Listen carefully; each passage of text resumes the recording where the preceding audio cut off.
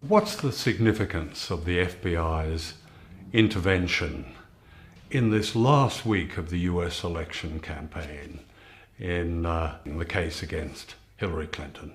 If you look at the history of the FBI, it has become effectively America's political police. And the FBI demonstrated with taking down the former head of the CIA over classified information given to his mistress. Almost no one was untouchable. The FBI is always trying to demonstrate that. No one can resist us. But Hillary Clinton very conspicuously resisted the FBI's investigation. So there's anger within the FBI because it made the FBI look weak. Well, we've published quite a number of different sets of emails. So about 33,000 of Clinton's emails while she was Secretary of State. They come from a batch of just over 60,000 emails.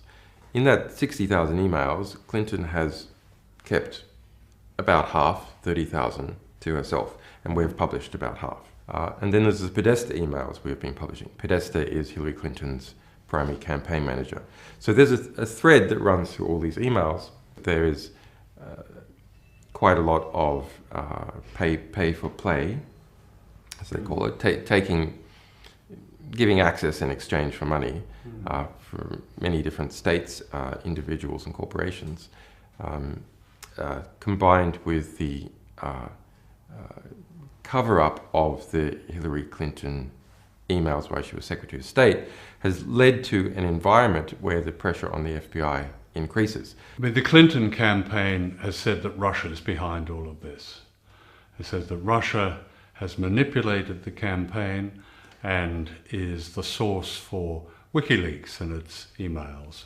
The Clinton camp has been able to project a kind of neo-McCarthyist hysteria that Russia is responsible for everything. Hillary Clinton stated multiple times, falsely, that 17 US intelligence agencies had assessed that Russia was the source of our publications.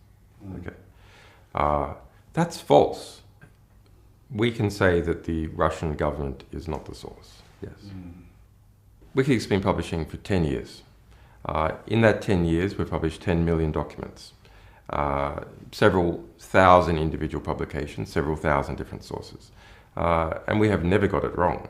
All the emails that give evidence of access for money and how Hillary Clinton herself benefited from this and how she is benefiting politically are quite extraordinary. I'm thinking of where the Qatari representative was given 5 minutes with Bill Clinton for $1 million check, and many other examples. Can you 12 million for Morocco.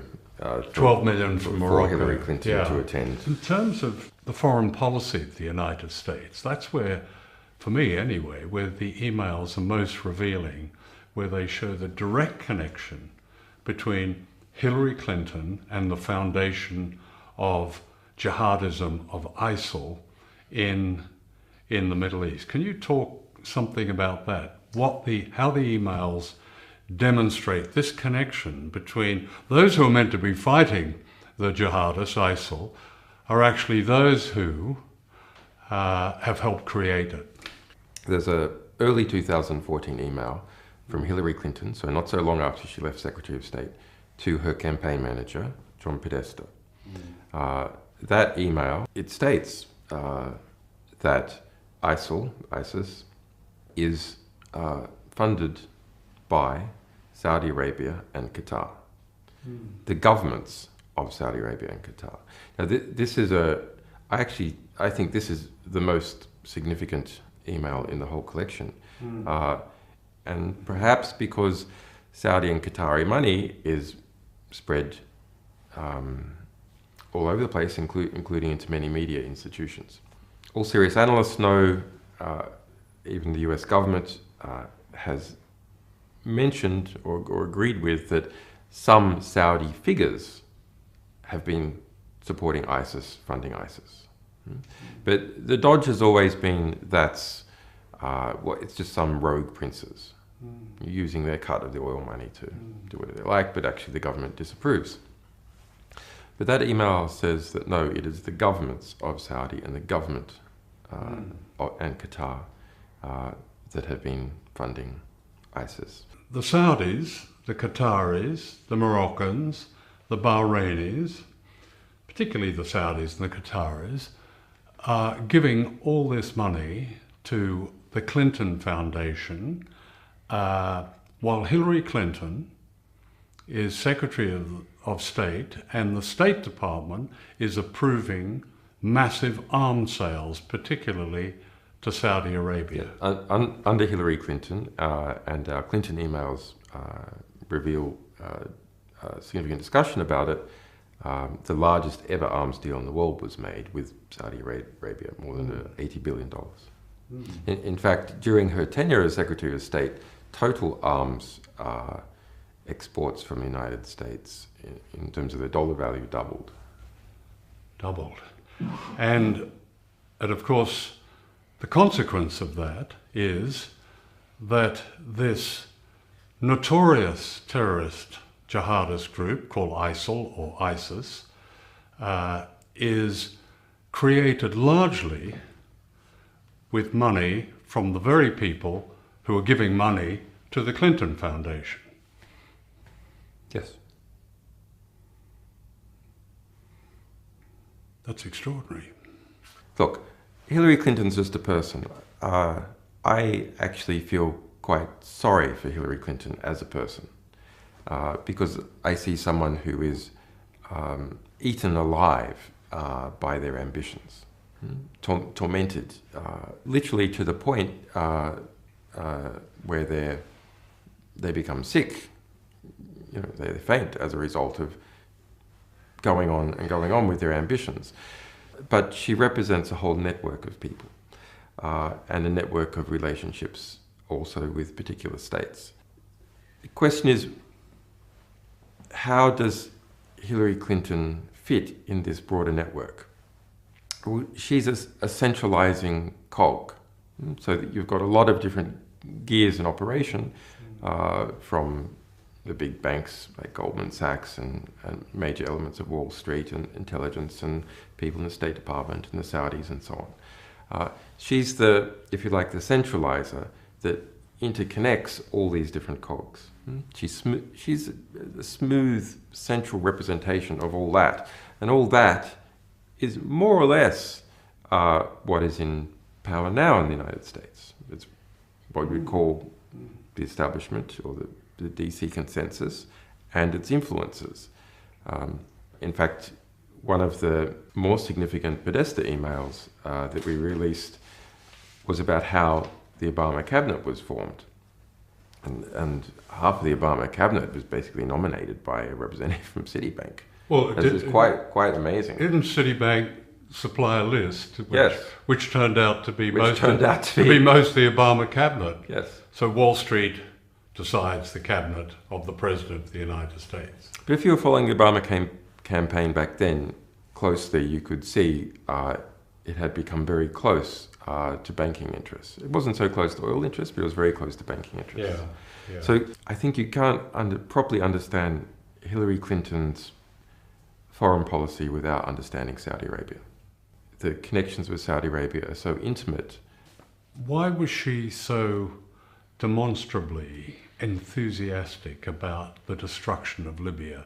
Can you talk a little about just what the emails have told you about what happened there? Because Libya is such a source for so much of the mayhem now in Syria, the ISIL, jihadism, and so on. And it was almost Hillary Clinton's invasion. What do the emails tell us about that? Libya, more than anyone else's war, was Hillary Clinton's war. Barack Obama initially opposed it. Who was the person who was championing it? Hillary Clinton. That's documented throughout her emails. She put her favoured agent, in effect, Sidney Blumenthal, onto that. There's more than 1,700 emails out of the 33,000 Hillary Clinton emails we published just about Libya. It's not about that Libya has cheap oil. She perceived the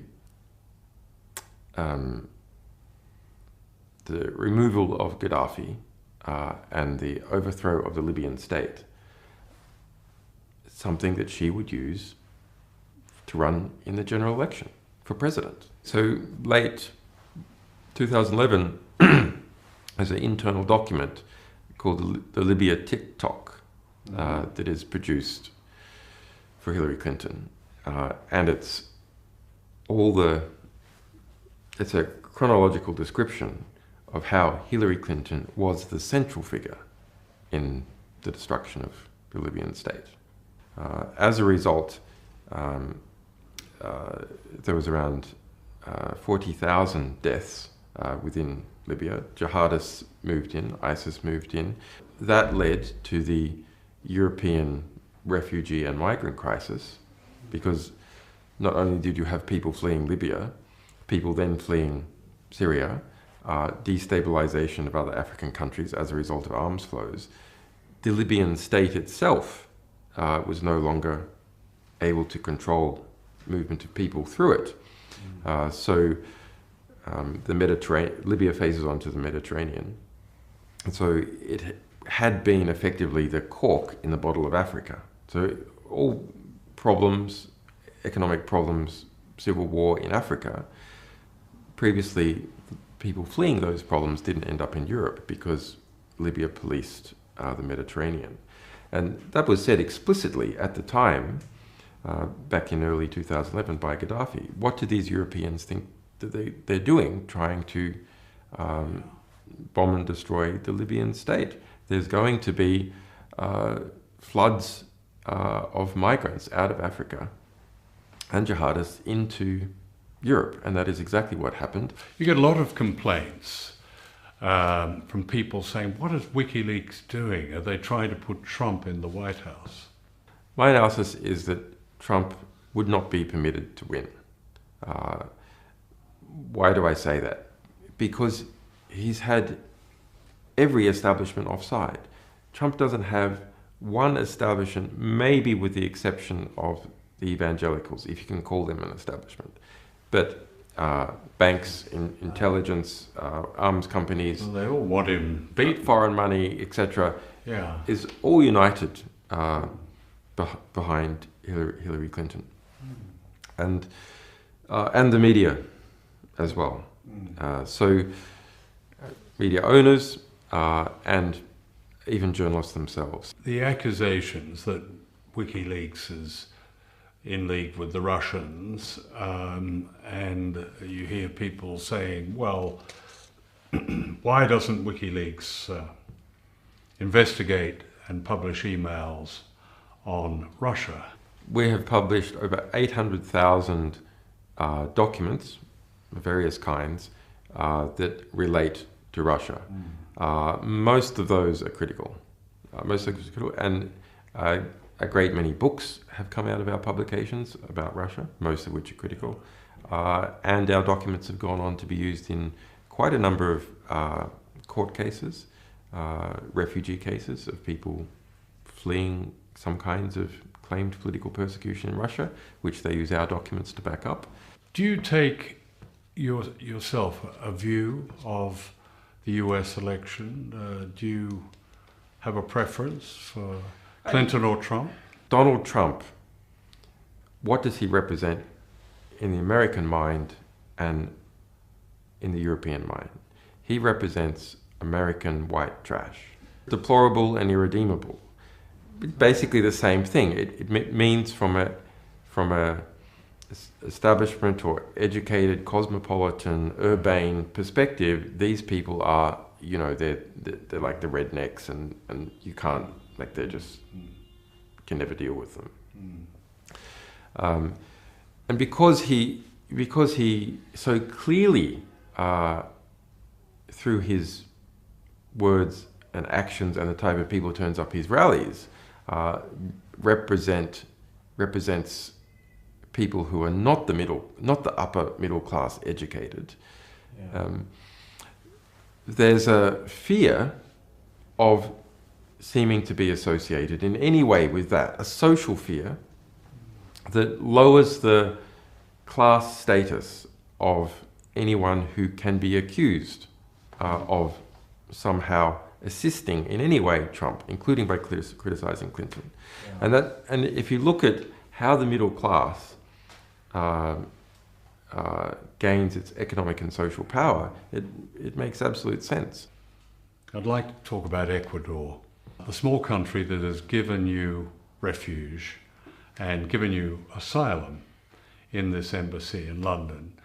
Now, Ecuador cut off the internet from here, where we're doing this interview, in the embassy, for the clearly obvious reason that they were concerned about appearing to intervene in the US election campaign. Can you talk about why they would take that action and your own views on Ecuador's support for you?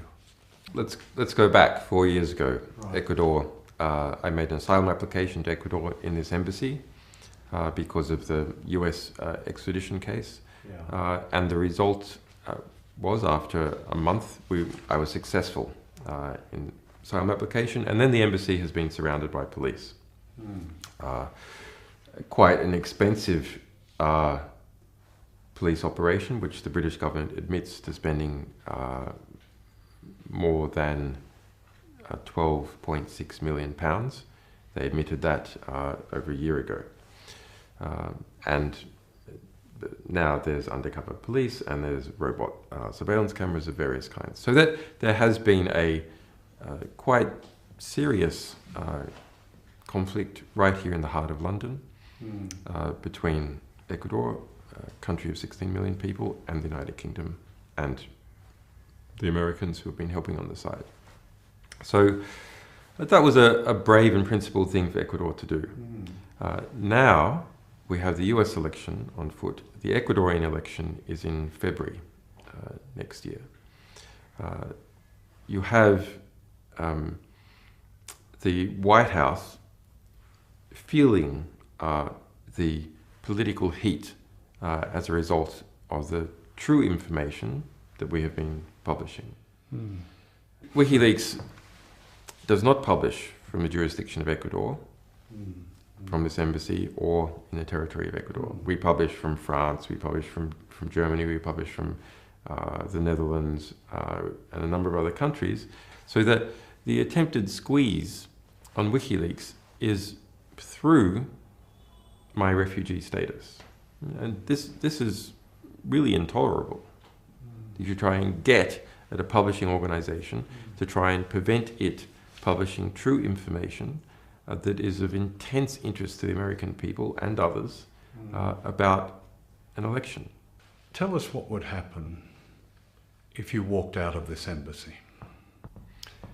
So I would be immediately arrested by the British police, and I would then be extradited either immediately to the United States or to Sweden. In Sweden I am not charged. I've already been previously cleared, etc.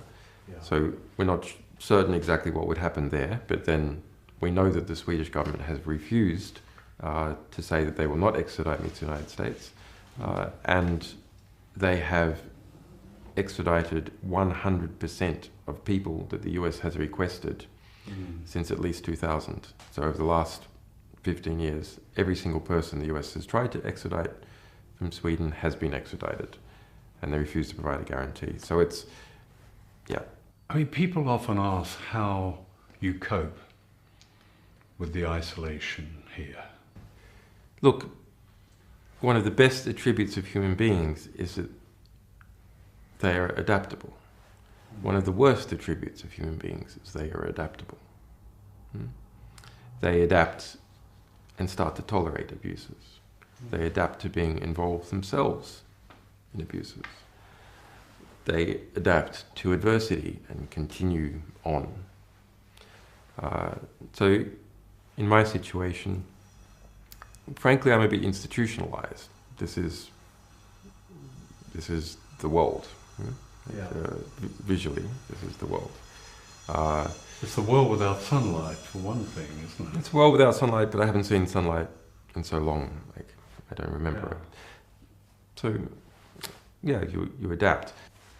The one real irritant is that my young children, they also adapt. They adapt to being without their father. That's a hard adaptation, which they didn't ask for. Do you worry about them? Yeah, I worry about them. I worry about their mother. Yeah. Some people would say, well,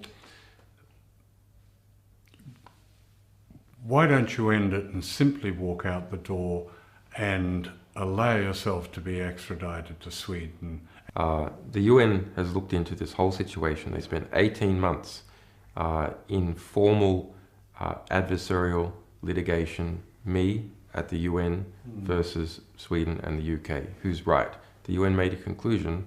I'm being arbitrarily detained, illegally deprived of my freedom, that what has been occurred has not occurred within the laws that the United Kingdom and Sweden must obey. It is an illegal abuse.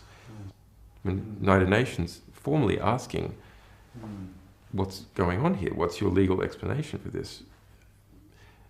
He says that you should recognize his asylum. Sweden formally writing back to the United Nations says, no, we're not going to. So leaving open their ability to extradite. I just find it absolutely amazing that the narrative about this situation is not put out publicly in the press. Because it doesn't suit the Western establishment narrative that, yes, the West has political prisoners. It's a reality. It's not just me. There's a bunch of other people as well. The West has political prisoners.